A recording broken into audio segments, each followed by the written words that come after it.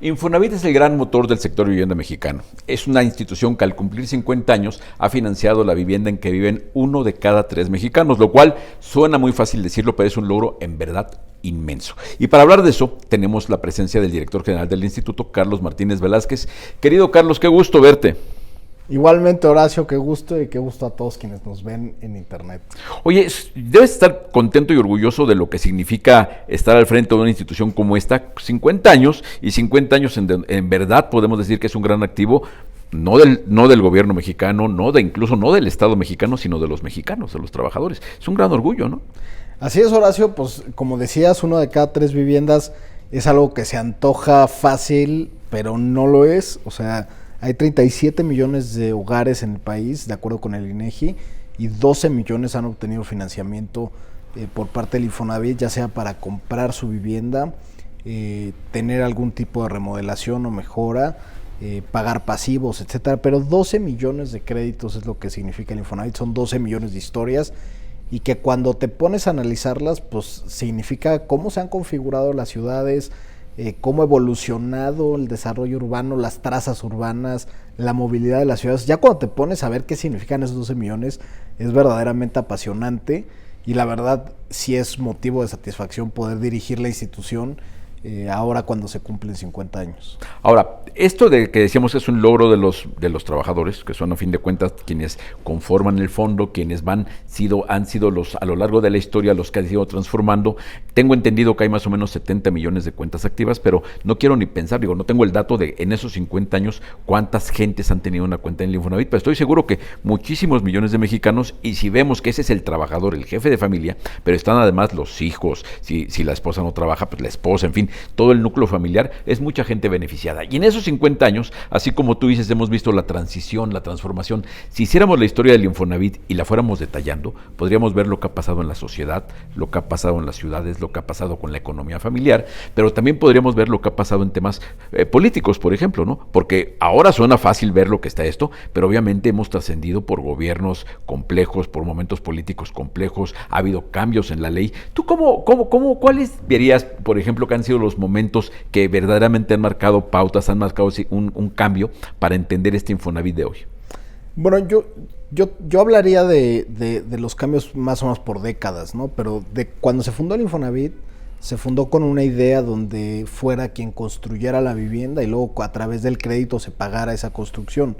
Ese modelo en ese momento de la historia en México pues resultó ser pues excesivamente caro para el propio Infonavit y el fondeo que tenían en ese momento. Era incipiente, eran una economía que sufría hiperinflaciones, crisis económicas recurrentes, etcétera. Y de ahí es que a partir de los 80 empieza con este mandato de una hipotecaria social, con créditos que se prestaban prácticamente a fondo perdido, con una industria de vivienda muy pequeña, ¿no? Digo, tú que has estudiado la historia de todo lo que sea de la industria de la vivienda, pues realmente no teníamos tantos constructores como los tenemos hoy, ni desarrolladores, ni planes urbanos. O sea, era de verdad muy incipiente y se hacían pocos proyectos, se hacían estas promociones de vivienda que hacían los sindicatos, etcétera, y se volvió un poco un esquema donde el Infonavit decidía a quién le tocaba y a quién no. Ya en los 90 creo que se da el cambio, pues financieramente quizás el más trascendente, que es cuando se piensa el sistema de ahorro para el retiro y se individualiza el Infonavit. Antes del 92, la cuenta de vivienda no era individual, era un fondo colectivo donde se financiaban los proyectos de vivienda. Ya es a partir de los 90 cuando se logra esta individualización y es lo que a la postre le da la viabilidad financiera que tiene hoy el instituto. Fue ahí en los 90, porque a veces se pone más el acento hacia la primera década de los 2000, pero fue en realidad esa reforma la que permite capitalizar las cuentas, individualizarlas y hacer de ese dinero patrimonio de los trabajadores. De lo contrario, si bien era aportación de los trabajadores, era un fondo común que financiaba vivienda. Entonces, la lógica cambia completamente a partir de las reformas del 92 y del 97 y son los que le dan esa proyección al Infonavit. Y después, como dices, creo que en estas últimas 2 décadas, ya en el siglo XXI, pues la ley va reflejando ciertas luchas, ciertas políticas, y una muy clara es lo de la transparencia, ¿no? Durante años se peleó si el Infonavit debería estar sujeto o no a la ley de transparencia. Finalmente se acaba creando un comité de transparencia, etcétera, y cuando se hace la ley general de transparencia, el Infonavit se hace un sujeto obligado. Pero durante años estuvo, pues, incluso en duda si debería de o no. O sea, desde mi perspectiva, hoy hacia atrás, pues a mí no me cabe ninguna duda. Pero lo que era increíble es que tuvieran dudas de los ese momentos tipo de cosas, culturales, ¿no? Son momentos que se van dando y que finalmente se sintetizan en la ley, ¿no? Y finalmente creo que el cambio que propone el presidente López Obrador y que además se consensúa con los sectores, también refleja un tema de inclusión financiera y de acceso al crédito sin precedentes. O sea, dar la posibilidad de de cambiar el sujeto de crédito, es decir, ya no es quien está cotizando, sino quien tiene una cuenta en el Infonavit, abre el fondo no a 21 millones de personas que hoy cotizan, sino a 70 millones que tienen una cuenta. Y eso obliga al Infonavit a planear su tema de crédito de manera distinta. Porque cuando solo atiendes a los activos, pues tú piensas en que la cobranza está garantizada a través de la nómina.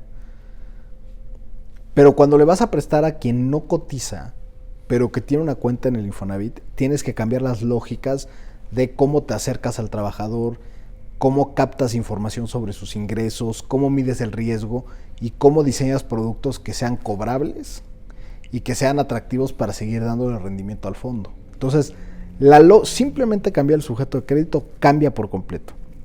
Pero además la última reforma no solo hace eso, hace imprescriptible el derecho de reclamar el dinero de la subcuenta, lo cual reafirma que es un tema de los trabajadores y de nadie más. Antes, a los 10 años, el Infonavit podía prescribir el dinero a su favor. Gracias a las reformas es imprescriptible el derecho. Eso creo que es un logro laboral importantísimo. Enorme. Y la otra es dar créditos subsecuentes, ¿no? El Infonavit solo estaba pensado para dar un crédito en la vida, mientras que el resto lo tenía que cofinanciar o participar con la banca privada. Se quita esa restricción gracias a la reforma de la ley. Y ahora no es que no se pueda, pues claro que podemos y seguramente vamos a buscar qué hacer con la banca privada, pero le quita esa restricción al Infonavit y da nuevos objetos de crédito como es el crédito para terrenos. Ahora, el hecho es que en estos 50 años, como tú decías, al principio el Infonavit construía y se pagaba el crédito. Se daba un crédito que pagaba esa construcción. Moraleja, era un crédito para vivienda nueva. A lo largo del tiempo, la maduración del Infonavit, la maduración del sistema, de toda la cadena de valor que ha conformado, pero tú lo decías, hace 20 años el desarrollador era muy diferente a la industria que tenemos hoy, seguramente los verificadores lo mismo, los evaluadores, toda la cadena de valor se ha transformado. La relación del instituto con la banca antes no existía, hoy es muy poderosa, se pueden hacer cosas muy interesantes. Entonces, en estos años, una de las cosas que ha cambiado, y a mí me gusta decir que desde mi punto de vista, uno de los grandes logros del Infonavit es darle al trabajador la capacidad de decidir, porque antes pues no lo tenía. Llegaba un momento donde la gente decía, un trabajador me dio el Infonavit una casa, ¿dónde? Pues me la dio por allá. Ahora el trabajador me parece que puede decidir si quiere comprar casa, si quiere comprar la nueva usada, a quién se la compra, pero sobre todo con toda la nueva gama de créditos y productos que han desarrollado, hay muchas opciones para que el trabajador decida con su crédito o con su subcuenta. Y eso me parece que es un nivel de madurez del instituto que en verdad lo está fortaleciendo, porque obviamente se cumplieron 50 años, pero el reto es para los 50 años que siguen y más allá. Así es, creo que le das en el clavo al decir cómo tenemos que evolucionar conforme cambia la población. A ver, cuando se creó el Infonavit, la expectativa de vida era menor, sí, y el número de personas que vivían en una familia o la expectativa de hijos era mucho mayor de la que tenemos hoy. Un hogar mexicano va a tener una expectativa de vida de más de 75 años y los hijos que tiene una familia hoy es 1.6. O sea, ya ni siquiera, digamos, el cambio poblacional de manera acelerada se ha ido reduciendo la tasa de natalidad en México. ¿Y eso qué va a implicar? Que en el largo plazo, pues va a haber más gente que se muere de la que nace y entonces vas a tener menos necesidad de vivienda. Y el Infonavit tiene que estar ya preparado para eso. Pero al ser un fondo de los trabajadores dedicado al tema de la vivienda, pues no solo tienes que impulsar vivienda nueva, tienes que ver cuáles son las necesidades dentro del hogar y seguramente en un futuro, quizás en 20 años, estaremos discutiendo que el Infonavit de hipotecas inversas, por ejemplo, porque vas a tener mucha población en edad avanzada con activos ya comprados, incluso por el mismo Infonavit del pasado, digamos, hablando del futuro, ¿no? Donde les puedas dar una hipoteca inversa por esa vivienda, etcétera. El Infonavit lo que se tiene que pensar es que es un impulsor de formación de patrimonio, sea el que sea, terreno, vivienda, en el futuro hipoteca inversa o lo que quieras. Nos tenemos que adaptar con la sociedad.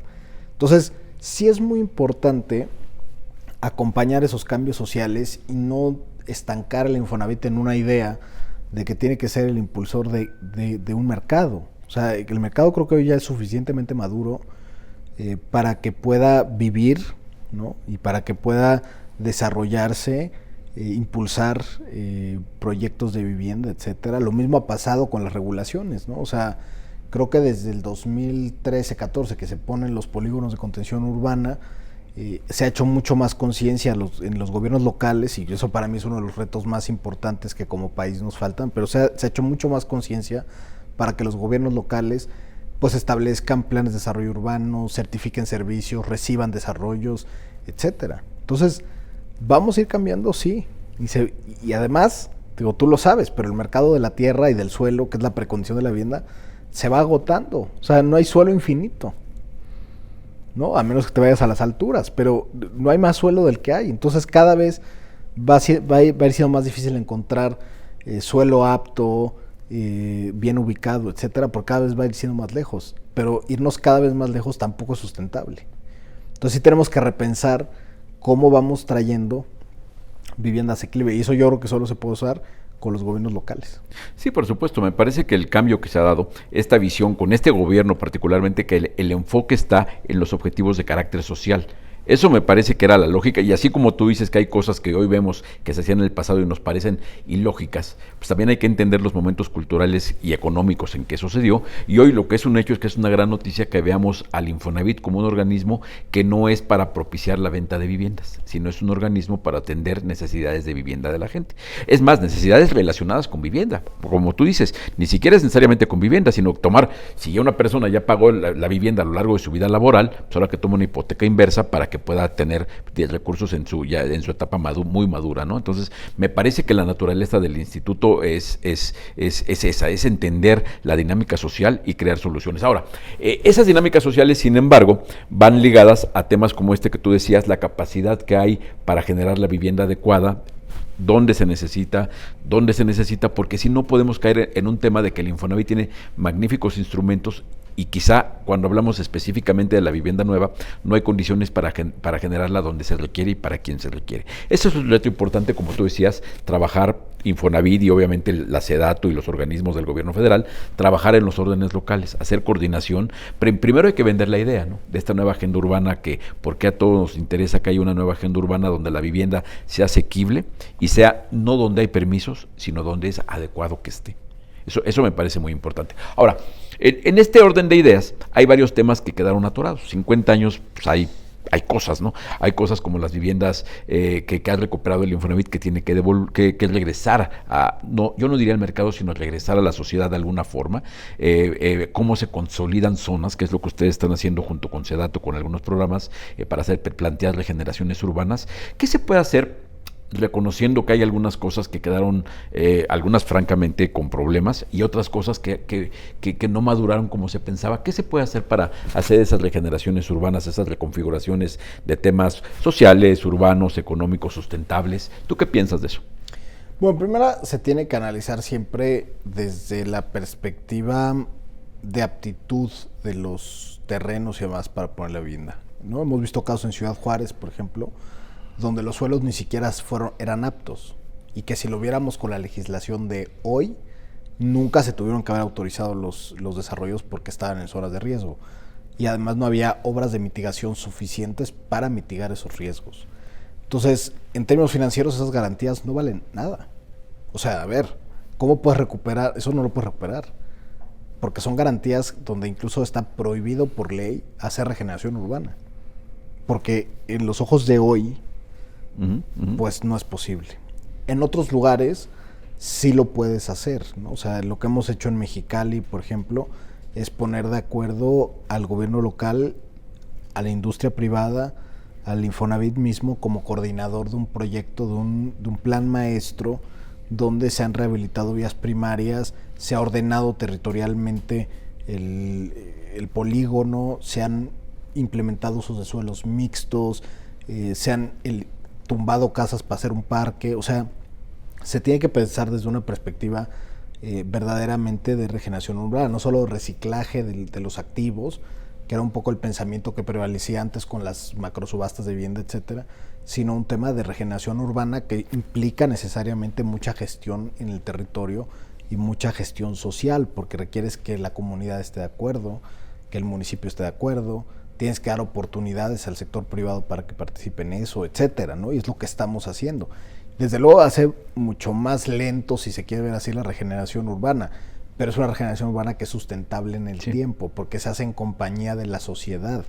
O sea, la vivienda no se establece en el vacío, se establece en contextos políticos, sociales y económicos particulares. O sea, la vivienda es muestra de un acuerdo político. Es algo que a veces se invisibiliza. O sea, es el contrato social. Sí.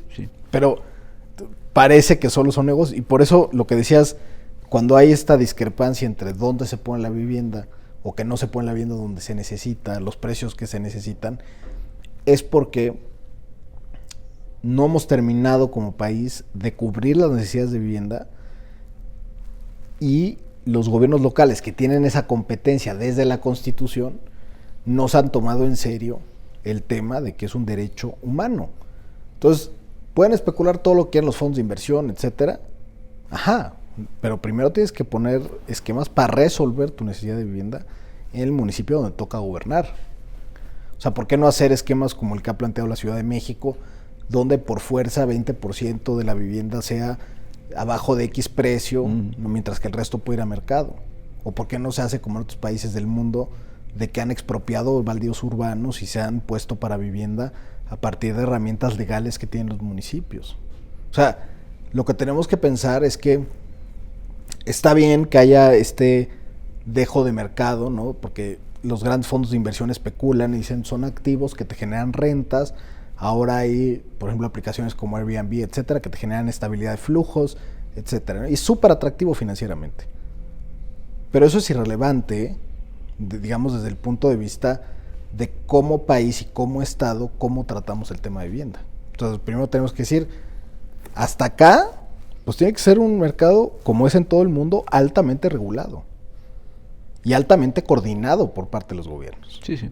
Y con los objetivos muy claros. Exacto. Y hacia arriba, pues sí, lo que quieras, ¿no? O sea, ya son viviendas pues de vacaciones, de fondos de inversión, de no sé qué, de no sé cuántos.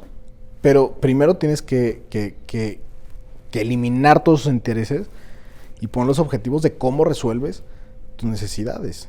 Y eso es un asunto político. O sea, no lo puedes dejar al mercado. No, es un asunto político y es un asunto de maduración de lo que está pasando en el momento histórico. Hoy estamos con una tendencia mundial que está muy enfocada a lo que hemos llamado nueva agenda urbana, a cumplir esos objetivos y a entender que en el contexto de la nueva agenda urbana lo que hay es gente que necesita esas zonas urbanas más habitables. Por supuesto que haya viviendas a su alcance, que haya viviendas adecuadas. Qué bueno que se cambió el concepto de vivienda adecuada. Ahora, en eso, si hablamos de lo que se ha hecho en esta administración, porque cuando empezó la administración yo me acuerdo incluso de aquel documento que armó el secretario Meyer, que seguramente tú estuviste con el equipo que lo armó, el famoso Amblópolis, que de ahí ya venían muchas de las bases de una visión social para entender el proceso urbano y el proceso habitacional, y que después empezaron ya a traducir en muchas cosas que en muy poco tiempo hemos visto cambiados. El hecho real es que hoy hay créditos para compra de terrenos, hoy hay créditos para autoproducción, muchas de las cosas que se dicen que no son más que reconocer la realidad. La mitad de la gente del país autoproduce su casa, o sea, hay que reconocerlo y apoyarlo y buscar que se haga bien. Entonces, todo esto, lo que ha pasado específicamente en la administración, ¿cómo tú sintetizarías los puntos específicos de lo que han hecho en estos casi 4 años? Bueno, te diría que efectivamente abrir el tema de autoproducción fue uno de los grandes hitos, podernos coordinar entre todas las instituciones del sector, todas las ONAVIs, más las instituciones públicas del sector de la vivienda, coordinarnos para el tema de autoproducción fue muy importante, porque fue poner el acento en decir, a ver, lo que necesita la gente es financiamiento para que pueda producir su vivienda, eso es la autoproducción, porque luego lo confunden con la autoconstrucción y no. O sea, aquí tú tienes que pensar en que la persona es el sujeto de financiamiento de un proceso productivo. Y en la autoproducción incluye que la gente contrate una constructora. Eso también es autoproducción. Sí, claro.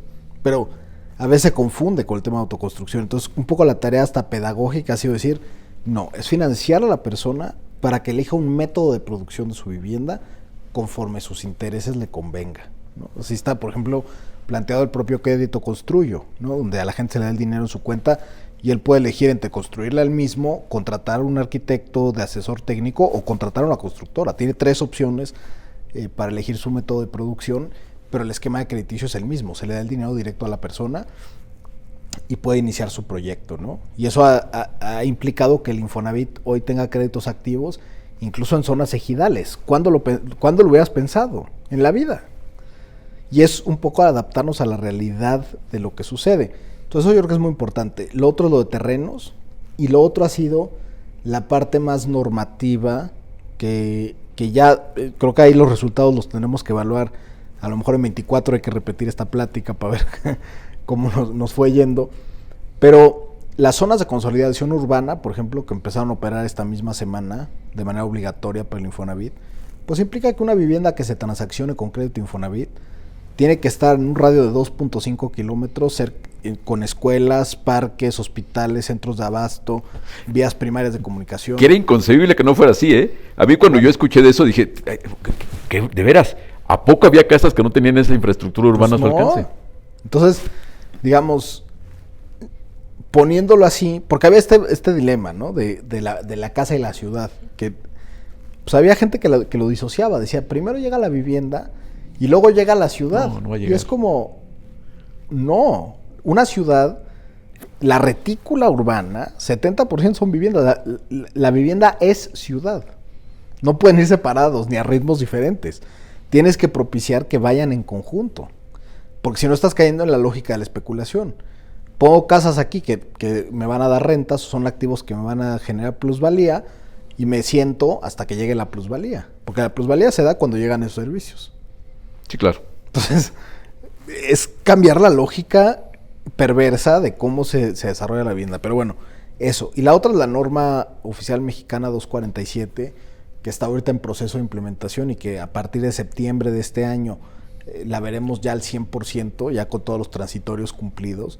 Pero significa que todos los contratos de compraventa de vivienda nueva, existente o lotes con servicio tienen que estar estandarizados, tienen que tener elementos informativos de cara al trabajador. Al trabajador se le tienen que exhibir los permisos, el uso de suelo, la libertad de gravamen, que eso debería de ser siempre, pero que pues hoy lamentablemente no estaba regulado, no estaba vigilado, ahora tiene que estarlo, porque por fuerza cualquier oferente de vivienda tiene que registrar sus contratos ante Profeco. Tiene que haber también una regulación de la publicidad que se hace, o sea, incluso se establece que para utilizar temas como crédito Infonavit, pues se tiene que hacer un contrato de uso de marca con el instituto, etcétera. Digo, establece muchos elementos normativos que permite dar certeza al comprador y al vendedor sobre lo que está transaccionándose. Pero eso beneficia al Infonavit, al Fobiste, a la banca, porque es cualquier oferente, sin importar el método de financiamiento. Entonces creo que eso va a la larga permitirnos ver con claridad y con objetividad qué desarrolladores cumplen o no con el estándar normativo que se establece, quiénes quedan fuera, quiénes tienen más quejas, ¿no? Ahora sí que quién es quién de los desarrolladores, pero con una base objetiva a través del análisis de los contratos y su cumplimiento, que es finalmente lo que le da herramientas a las personas para quejarse, para presentar una denuncia si fuera el caso, una acción colectiva. Entonces, esto nos permite realmente pues establecer esas cosas, ¿no? Ahora, el Infonavit ha madurado y hoy tiene una gama muy importante de opciones para que la gente decida. La gente puede decidir si quiere una casa, si quiere comprarla, si quiere comprarla nueva usada, si quiere remodelarla, si quiere construir, si quiere comprar un terreno, en fin, ya tiene las opciones. Pero una de esas opciones sigue siendo comprar vivienda nueva. Y en ese sentido ha sido muy importante que desde el inicio de la administración hubo una buena sintonía de que la línea de producción nunca se paró y la línea de producción ha seguido incluso con buenos números, obviamente según la empresa, según el mercado, según la plaza, en fin, con sus características particulares en cada caso, pero la industria de la vivienda podemos hablar de que ha tenido un desempeño pues, bastante positivo en este sexenio. ¿Tú cómo has vivido esa relación con la cadena de producción, con la industria del desarrollo de vivienda? Yo te diría que efectivamente ha sido positiva porque se ha entendido que nosotros nos íbamos a poner del lado del trabajador y del lado de la demanda, ¿no? Que eso fuimos muy claros desde el principio. El Infonavit no está para fomentar la oferta, está para darle a los demandantes, ¿no?, dinero en sus bolsillos para que puedan salir a comprar en el mercado lo que haya en el mercado. Qué mejor que lo que haya en el mercado cumpla con las expectativas y demás, y por eso tenemos lo que ya te decía de la parte regulatoria y de la parte de las zonas de consolidación urbana. Entonces, creo que tener esa claridad desde el principio, plantear un programa nacional de vivienda desde los primeros meses de la administración, etcétera, fue muy positivo porque dio certeza de que no se iba a parar y de que no íbamos a cambiar radicalmente ningún tipo de reglas, sino que íbamos a ir trabajando y íbamos a ir enderezando parte de la política nacional de vivienda, que era adaptarnos a la realidad y adaptarnos a dar financiamiento a las personas conforme lo fueran necesitando. Eso ha sido el objetivo. Y el otro ha sido la libertad, que es lo que tú has dicho, darle libertad de elección a todo mundo. La otra también ha sido direccionar, por ejemplo, los recursos públicos presupuestales hacia subsidios a la vivienda para mejora, etcétera, y eso ha permitido que nos podamos enfocar mejor las Zonavis en atender a quienes tenemos que atender, que es quien cotiza en el fondo o quien tiene una cuenta en el fondo. Entonces, al tener esta claridad, creo que los desarrolladores, sobre todo quienes tienen mayor escala, han entendido perfectamente cómo orientar sus productos, cómo orientar su propia estructura de negocios. Y hoy vemos, afortunadamente, muchos desarrolladores que han cambiado de ser quienes ofrecían un solo producto, un solo tipo de vivienda, ¿no? A lo mejor había desarrolladores que solo se dedicaban a la vivienda económica. Y ahora ya los ves que le entran a todo, porque han diversificado sus portafolios y saben que al haber del otro lado, o sea, del lado de la venta, dinero disponible para los trabajadores en cualquiera de las gamas, pues les va mejor, ¿no? Porque pueden compensar y atraer a nuevos mercados y a distintos mercados para un mismo proyecto. Lo mismo pasa con el tema de los terrenos, ¿no? Ahora ya muchos desarrolladores me preguntan, oye, tengo, no sé, una reserva territorial, ¿podría empezar vendiendo terrenos y después casas? Pues sí, porque justo en los terrenos puedes evitar el costo de la construcción y financiar el resto de las etapas de un desarrollo que tenga todo el tipo de vivienda. Entonces, creo que la mayoría de los desarrolladores han entendido que el cambio ha significado seguir operando y a la vez dar más flexibilidad al uso de la cuenta de vivienda. Y creo que se refrendó en la pandemia. O sea, en la pandemia llegó un momento en que dudaban si íbamos a seguir trabajando o no. Sí. Y entonces en los primeros meses decían, hijo, a mí ya me cerró la secretaría. No, porque los primeros 2 meses la industria de la construcción no fue declarada como esencial. Pero el Infonavit no dejó de escriturar un solo día. Llegamos a acuerdos con los gobiernos locales, etcétera, para permitir para que los registros públicos atendieran al Infonavit y siguiéramos escriturando. Entonces, cuando vieron que nosotros no íbamos a parar, reactivaron los proyectos y afortunadamente logramos, ahí sí entre todos los actores, logramos que fuera declarada como esencial y se echaron a andar. Pero se dieron cuenta que nosotros no íbamos a parar, porque lo que más nos ha interesado es seguir impulsando un mercado de vivienda sano. Ahora, 50 años, los logros en números ya los tenemos muy claros. Prácticamente, si abrimos la ventana y le preguntamos a quien vaya pasando si conoce a alguien que vive en una casa financiada por Infonavit, van a levantar la manopla varios. Si no es que, yo creo que todos sí. Conocemos a alguien que ha sido beneficiado, impactado positivamente por eso, sea que vivamos en una casa o hayamos vivido, o que conozcamos gente que trabaja, amigos, todo eso, porque a fin de cuentas como sociedad nos importa lo que le pasa en términos de vivienda a toda la sociedad, no es nuestro asunto particular. Ahora, reto futuro, porque obviamente construir un Infonavit así, 50 años, uno supondría que eso crea la base para que dentro de 50 años seguramente veremos aquí un Infonavit viendo otras cosas, viendo mucho más maduro, mucho más complejo, con toda la innovación que puede haber en 50 años. Retos a futuro. Bueno, el primero creo que es terminar de consolidar lo que hemos iniciado. Y yo creo que que ya estamos prácticamente a punto de hacerlo. Lo primero es convirtiendo todos los créditos que quedan en salarios mínimos, que todavía son 3 millones de créditos, poderlos convertir a pesos. Creo que va a favorecer a muchas personas y ya cerramos un capítulo de créditos indexados a una variable exógena. Y yo sé que ya no es el salario, ya es la UMA, no sé qué, pero son créditos indexados a otra variable que no es el propio crédito, el propio valor de la casa. Y eso hace que muchas personas tengan esta discrepancia donde dicen, es que mi casa no vale lo que ha aumentado. Y tienen razón. Las plusvalías no van al mismo ritmo de una indexación anual obligatoria, ¿no? Sí. Entonces, terminar con eso es ya, digamos, acabar de cambiar por completo la parte financiera del instituto para tener un portafolio muy sano, muy claro, todo en pesos, etcétera, ¿no? Y eso ya nos pone las bases de balance financiero hacia el futuro.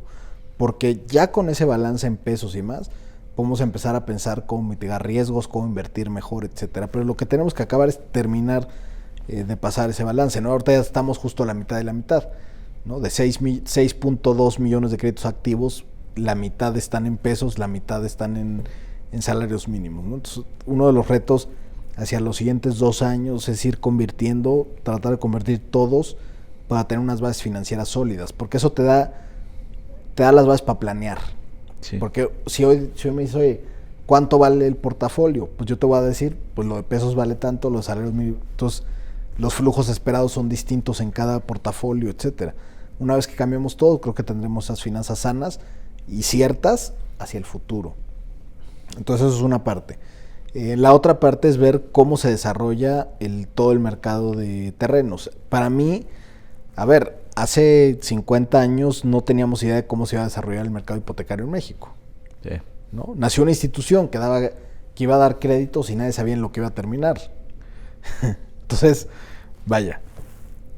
hoy tenemos la posibilidad de iniciar con este financiamiento al suelo, de resolver una necesidad financiera, porque la gente tiene esa necesidad, pero para ejercerla lo hace con recursos de abajo del colchón. Y al no ser una transacción regulada, pues ve todo a saber que les venden. Sí, claro. ¿No? Y se generan problemas sociales, posteriores urbanos, para las ciudades y para las personas.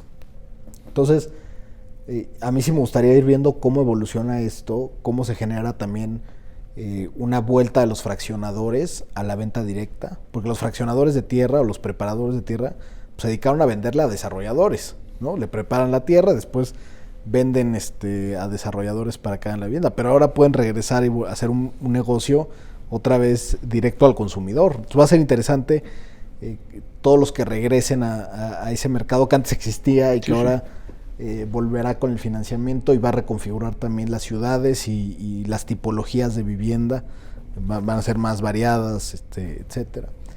Y la otra parte va a ser otra vez cómo vas atendiendo nuevas necesidades de vivienda, ¿no? Una de las partes que se puso en la reforma que va a salir va a estar yo creo que en operación hasta el año que viene, pero es el refinanciamiento de créditos de la banca. O sea, créditos originados puramente en la banca privada se pueden venir al Infonavit a mejorar sus condiciones, y nos tocaría administrar también en el portafolio créditos que no se hayan originado con el Infonavit. Y eso pues también va a ser un reto, ¿no? De cómo los incorporas a este portafolio para que sean rentables para el resto de quienes cotizan en tu mutualidad. Entonces, estos retos, o sea, porque es la flexibilidad y la expansión y la inclusión financiera, pues es un reto porque tienes que seguir garantizando una rentabilidad del fondo a favor de quienes no lo utilizan y están invertidos en el Infonavit. Porque al final, cada trabajador que tiene una cuenta aquí tiene una inversión, ¿no? Y ese trabajador, aunque no use su crédito, está invirtiendo en hipotecas, está invirtiendo en valores, está invirtiendo en muchas cosas que su dinero le genera rendimientos. Este último que hablas es bien importante porque incluso fue uno de los temas en las que en la reciente Asamblea 125 del Infonavit, donde se conmemoraron los 50 años, fue un tema recurrente. El mismo presidente de la República habló de eso, del ahorro de los trabajadores, que el instituto como un patrimonio del trabajador. Y ahí lo relevante me parece que con este doble mandato, que es un doble mandato que es una guía muy importante, porque nadie puede caer en la tentación de dar créditos sabiendo que por otro lado tienes que dar una rentabilidad de ese mismo recurso. Entonces es un mandato, es un armado de la institución muy interesante, ¿no? Ahora, con esa lógica y previendo que se trata de dar soluciones a necesidades de vivienda de la gente, también habrá trabajadores que lo que necesiten es rentar una vivienda. En términos de productos para atender necesidades específicas de la gente, ¿cómo visualizas, por ejemplo, en algún momento algún producto para la renta o algún producto? ¿Qué le faltaría al instituto? Ustedes seguramente tienen radiografiada la estructura de las necesidades de la gente. ¿Qué le faltaría? A ver, el tema de la renta es bien interesante porque a mí me lo han planteado muchas veces. Seguro. Aquí en el Infonavit incluso se llegó a hacer un producto que era un arrendamiento financiero con opción a compra, que por muchos motivos no tuvo el empuje que se requería, etcétera. Creo que lo principal era determinar cuál es el flujo de renta que estaría, digamos, dispuesto a pagar el trabajador. Y cuando te das cuenta de los salarios, que es un asunto estructural y demás, y ves que nadie pagaría una renta de más de 3,000 pesos, a pocos les conviene bancar un negocio que te va a dar flujos con esas rentas. Entonces ha sido un tema también de que la propia visión que tienen quienes desarrollan este tipo de proyectos no tiene una visión de pensar hacia abajo, ¿no? A lo mejor no te va a dar la gran rentabilidad, pero a lo mejor con 3,000 pesos podrías estabilizar un producto financiero de renta. En volumen, claro. En volumen, ¿no? Pero bueno, o sea, es un tema que yo creo que habría que discutir más a profundidad. Eso desde la parte financiera. Pero la otra parte de lo de la renta, que creo que tampoco se ha discutido lo suficiente, es que el mercado de la renta me parece que está subestimado porque no es transparente. A ver, es un mercado por descubrir. La mayoría de quienes hacen contratos de renta, pues hacen contratos de papelería. No se emiten facturas por las rentas. Sí. Entonces, no sabemos, o sea, podemos estimar porque, por ejemplo, la encuesta nacional de vivienda, le preguntamos a la gente cuántos rentan. Entonces ya sabemos que hay un buen porcentaje de mexicanos que rentan. Cuando ves la encuesta nacional de ingresos o gastos de los hogares, sabes que muchos rentan y cuánto destinan más o menos. Puedes estimar el mercado. Pero las transacciones individuales pues son prácticamente invisibles, porque si preguntas al SAT cuántos emiten factura por el pago de renta, pues es una proporción muy pequeña del total. Entonces, primero creo que tendríamos que empezar a pensar en cómo formalizar el mercado de la renta. Eso pasa por discutir leyes de inquilinos en las ciudades. Aquí se incluyó algo en la Constitución de la Ciudad de México, pero tienes que pensar en cómo las leyes civiles en cada estado establecen capitulados específicos para renta, o se establecen, por ejemplo, elementos como en países europeos, ¿no? Donde a lo mejor el mínimo de renta son 3 años. No puedes hacer un contrato de renta menos de 3 años. Aquí se hacen cada año, te suben lo que quieren, si ya no les conviene, te sacan sin ningún tipo de derechos asociados, etcétera, ¿no? O sea, tendríamos que empezar por discutir ahí. La otra es, por ejemplo, ¿cómo puedes utilizar la cuenta de vivienda en eso? Yo he pensado, y aunque a lo mejor ahí tendríamos algunas limitantes locales, pero yo he pensado, por ejemplo, que la cuenta de vivienda podría ser... ¿El aval?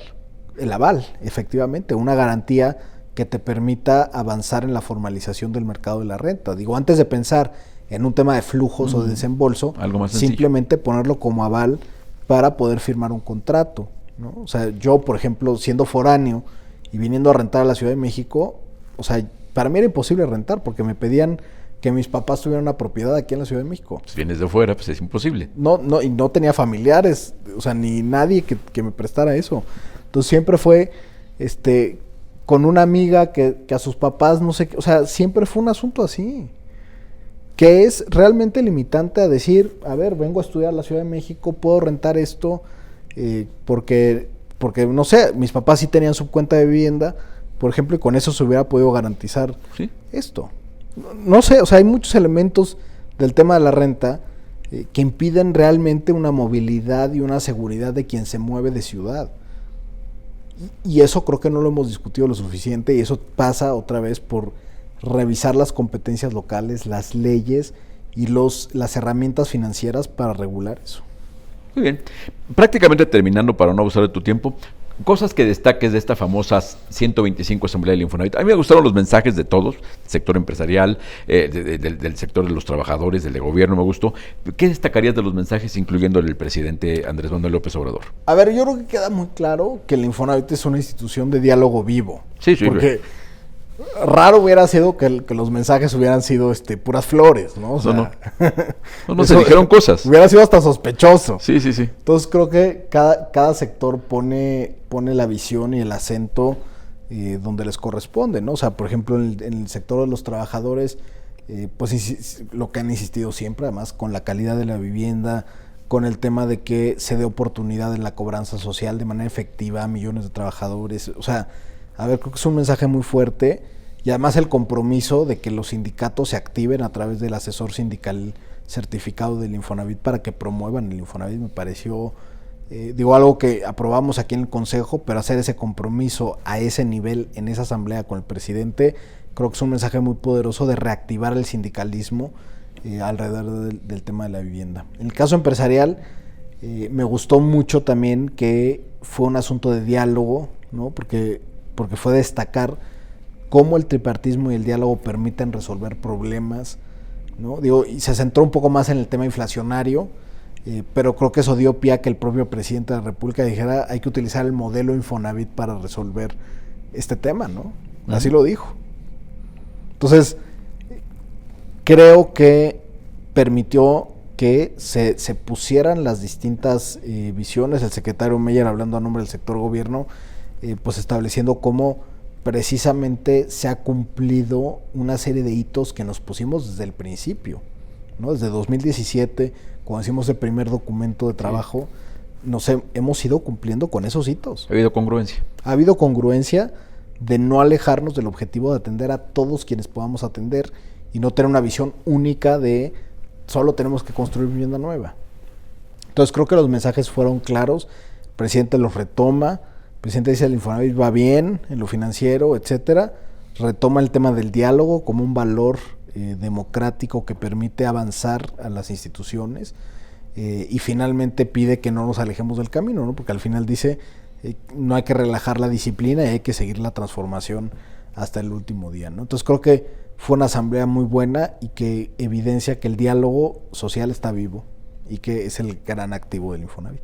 Muy bien, pues gran mensaje lo que se vio todo ese día y muchas gracias por la plática donde nos das un recuento de lo que han sido los 50 años y sobre todo, ¿cuál es el futuro de este Infonavit, el futuro de todo lo que significa el Infonavit? No solo de la institución, sino de la capacidad de atender a tantísimos mexicanos. Muchas gracias, Carlos Martínez, director general del Infonavit, por esta plática y felicidades. En tu nombre felicitamos a todo el equipo del Infonavit por estos 50 años y obviamente a todos los trabajadores derechohabientes que lo son, que lo han sido, quienes han vivido y quienes hemos sido beneficiados de alguna forma con todo el impacto de lo que el Infonavit, con su 1 de cada 3 casas mexicanas, habiéndolo financiado. Muchas gracias. Muchas gracias y felicidades a todos los trabajadores. Y eso, seguimos en contacto con ustedes para seguir hablando de cosas tan pero tan relevantes para México como es este Infonavit con esta capacidad de conformar mejores sociedades. Muchas gracias, acá nos encontramos.